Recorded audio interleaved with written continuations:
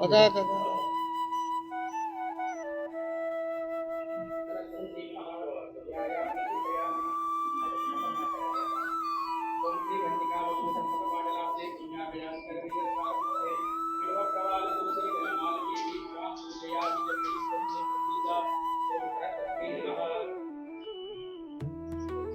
મિત્રો, જી ન્યૂઝ ગુજરાતીમાં આપનું હાર્દિક સ્વાગત છે.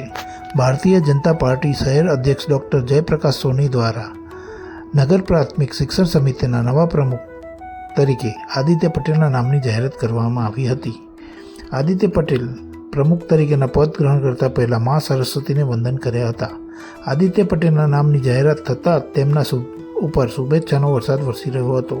સમિતિના તમામ સભ્યોએ મળી નવા પ્રમુખને સ્વામી વિવેકાનંદની મૂર્તિ ભેટ આપી હતી. સત્તાવાર રીતે પદ ગ્રહણ કર્યા બાદ નવનિયુક્ત પ્રમુખ આદિત્ય પટેલે પ્રતિક્રિયા આપી હતી.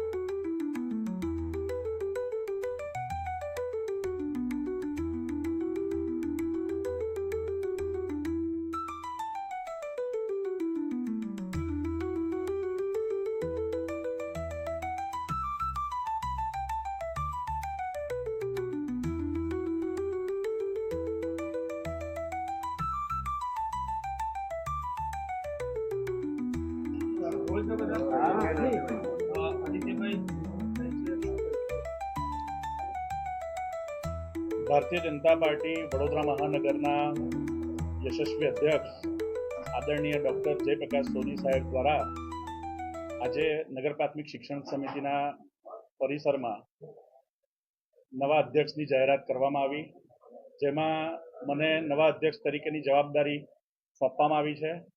તે બદલ સર્વે ભારતીય જનતા પાર્ટીના શીર્ષ નેતૃત્વનો આ તબક્કે હું હૃદયપૂર્વક આભાર વ્યક્ત કરું છું. સૌ પ્રથમ પરમ કૃપાળુ પરમાત્મા, મારા માતા પિતા, મારા ગુરુજનો અને જેણે જીવનના સફરમાં દરેક તબક્કે મને સાચું માર્ગદર્શન આપ્યું છે એવા તમામ લોકોનો આ તબક્કે હું સૌ પ્રથમ હૃદયપૂર્વક આભાર વ્યક્ત કરું છું. તે ઉપરાંત આપણા ભારતીય જનતા પાર્ટીના કાર્યકર્તાઓને જે સતત માર્ગદર્શન પૂરું પાડે છે એવા આપણા આદરણીય પ્રધાનમંત્રી શ્રી નરેન્દ્રભાઈ મોદી, કેન્દ્રીય ગૃહમંત્રી શ્રી અમિતભાઈ શાહ, રાષ્ટ્રીય અધ્યક્ષ શ્રી જેપી નડ્ડા સાહેબ, એમનો પણ આ તબક્કે હું આભાર વ્યક્ત કરું છું. આપણા ગુજરાતના મુખ્યમંત્રી શ્રી ભૂપેન્દ્રભાઈ પટેલ સાહેબ, ભારતીય જનતા પાર્ટીના પ્રદેશ અધ્યક્ષ શ્રી જગદીશભાઈ વિશ્વકર્મા સાહેબ, સંગઠન મહામંત્રી શ્રી રત્નાકરજી, વડોદરા મહાનગરના પ્રભારી અને પ્રદેશના ઉપાધ્યક્ષ એવા ગોરધનભાઈ ઝડફિયાજી, રાજ્યના ગૃહમંત્રી અને વડોદરાના પ્રભારી મંત્રી એવા હર્ષભાઈ સંઘવીજી, તેમનો પણ આ તબક્કે હું હૃદયપૂર્વક આભાર વ્યક્ત કરું છું.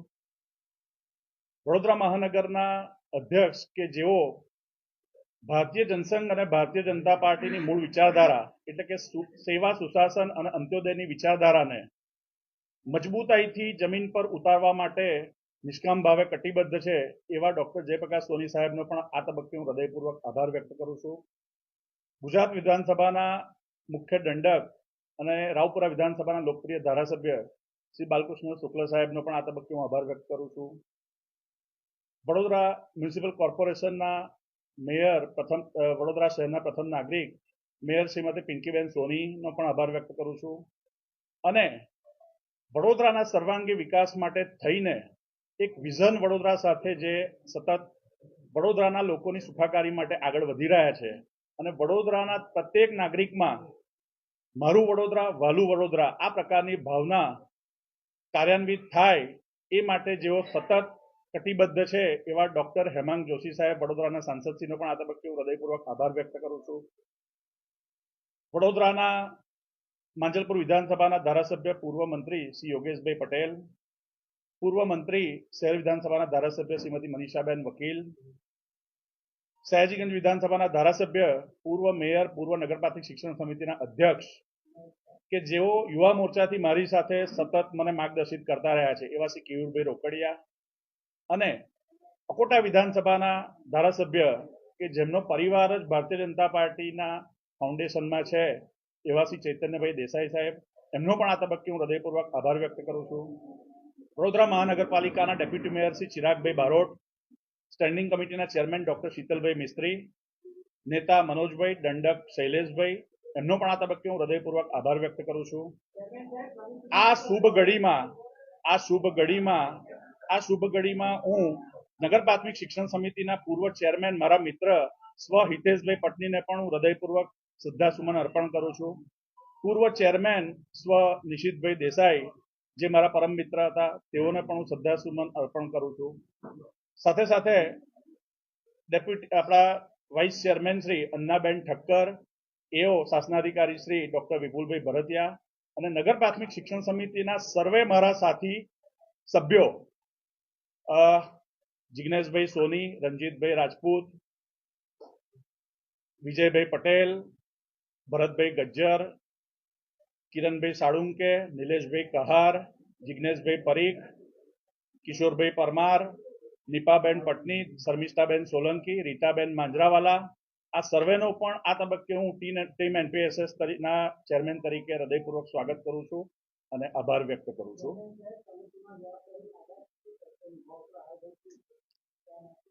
નગર પ્રાથમિક શિક્ષણ સમિતિના ચેરમેન તરીકે અમારું પ્રથમ આ બોર્ડ જ્યારથી ફોર્મમાં આવ્યું ત્યારથી લક્ષ્ય રહ્યું છે કે નગર પ્રાથમિક શિક્ષણ સમિતિની જે પણ કંઈક શાળાઓ વડોદરામાં 121 શાળાઓ છે, આ શાળાઓમાં નેશનલ એજ્યુકેશન પોલિસી એટલે કે NEP 2020 અંતર્ગત જે પણ કંઈક ફિઝિકલ ઇન્ફ્રાસ્ટ્રક્ચર કે ડિજિટલ ઇન્ફ્રાસ્ટ્રક્ચર આ સંપૂર્ણ રીતે સજ્જ હોય, સાથે સાથે શાળામાં કાયમી શિક્ષકો હોય જેનો પ્રયાસ અમારા બોર્ડ તરફથી સતત થયો હતો અને અમે ઘણા બધા અંશે સફળ ગયા છે. કર્મચારીઓની જે નિમણૂક જે એડમિનિસ્ટ્રેશનમાં છે એની માટેનો પ્રશ્ન પણ અમે હાથે લેવાના છે અને એ સિવાય શાળા પરિસરનું વાતાવરણ NEP 2020 એટલે કે નેશનલ એજ્યુકેશન પોલિસીના ગાઈડલાઈન મુજબનું શાળા પરિસરનું વાતાવરણના સર્જન થાય એની માટે અમે આગામી દિવસોમાં કાર્ય હાથ ધરવાના છે.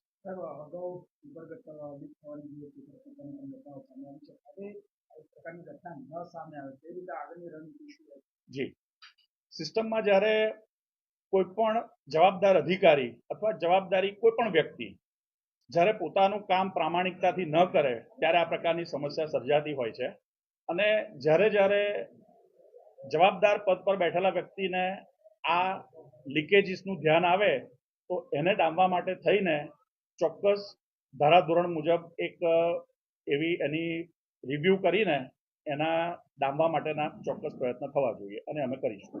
બાળકોના સારા ભવિષ્ય માટે કઈ રીતે પ્લાનિંગ કરશો? અમુક શાળાઓ જર્જરિત હાલતમાં પણ છે. જી. એ કેવી રીતે આગળ?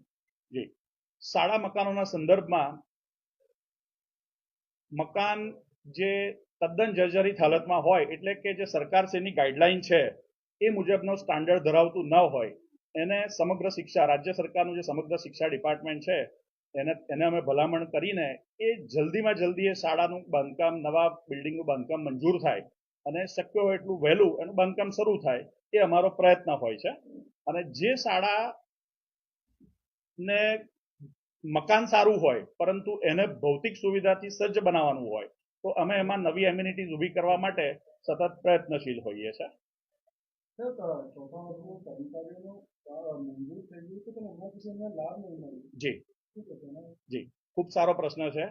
ચોથા વર્ગના કર્મચારીઓ એ આમ જોવા જઈએ તો સમાજના સૌથી એવા વ્યક્તિઓ કે જેઓ કોઈ પણ જગ્યાએ પાયામાં લોકોની જરૂરિયાત સંતોષવામાં હોય છે, તો એ લોકોનું પ્રાધાન્ય સૌથી ટોપ પર હોવું જોઈએ. XYZ રીઝનથી વર્ષોથી જૂનો પેન્ડિંગ પ્રશ્ન હતો, પણ અમે સૌ બોર્ડના મેમ્બર સૌભાગ્યશાળી છીએ કે અમારા બોર્ડના સમયમાં આ પ્રશ્નને ખૂબ મજબૂતાઈથી હાથ પર લેવામાં આવ્યો. એમાં અમને શહેર અધ્યક્ષથી લઈને તમામ જે પણ ચૂંટાયેલા પદાધિકારી છે એ લોકોનો ખૂબ પોઝિટિવ સાથ સહકાર મળ્યો, જેના પરિણામે આ એક પોલિટિકલ વિલ એટલે કે રાજકીય ઈચ્છા શક્તિ પ્રબળ બનવાથી અત્યારે એનું નિરાકરણ પ્રોસિજરિયલ પ્રક્રિયામાં છે.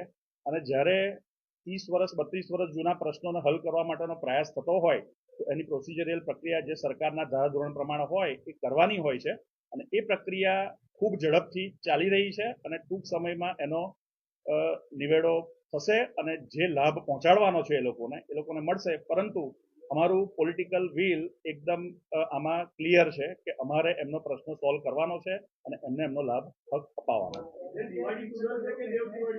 આમાં ચોક્કસ ડેડલાઇન આપણે નહીં આપી શકીએ, કારણ કે ચેરમેન તરીકે હું અત્યારે ગઈકાલ સુધી સભ્ય તરીકેના અત્યારે રોલમાં હતો, એટલે મારી પણ કેટલીક માહિતીની મર્યાદા હોય, તો હું નથી ઈચ્છતો કે કોઈ પણ આ ચેરમેનના સીટ પરથી એવી માહિતી આપવામાં આવે જેનાથી મીડિયા મિત્રો ગેરમાર્ગે દોરાય અથવા તેના માધ્યમથી લોકો, કારણ કે આપ લોકો સુધી સાચી માહિતી, સત્ય માહિતી, લોકોના પ્રશ્નોને પહોંચાડતા હો છો, તો સદાય તમને સાચી માહિતી અમારા તરફથી મળે એવો અમારો આગ્રહ રહેશે.